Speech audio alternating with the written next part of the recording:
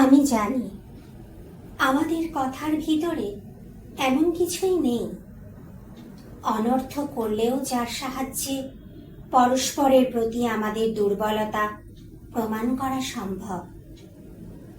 আমিও তো তোমার মতোই অসম্পর্কিত জ্ঞানে এতদিন উপস্থাপন করেছি আমাকে।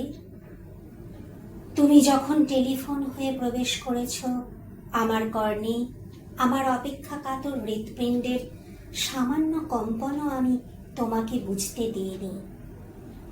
দুর্বলতা ধরা পড়ে যায় পাছে। তুমিও নিষ্ঠুর কম নও, তুমি বুঝতে দাও না কিছু। জানি আমার কাছেই তুমি শিখেছিলে এই লুকোচুরি করা খেলা, কিন্তু এখন যখন ক্রমশ ফুরিয়ে আসছে আমাদের বেলা, তখন ভেতরের চঞ্চলতাকে আমরা আর কতটা লুকোব? অস্ত যাওয়ার আগে প্রবল সূর্য চুম্বন করে পর্বত শিখর, আর আমরা তো দুর্বল মানুষ, মিলনে বিশ্বাসী নরনারী। আর ভয়ে কি প্রয়োজনে আমরা তাহলে শামুকের মতো স্পর্শ মাত্র ভিতরে লুকাই আমাদের পল্লবিত বাসনার সুর?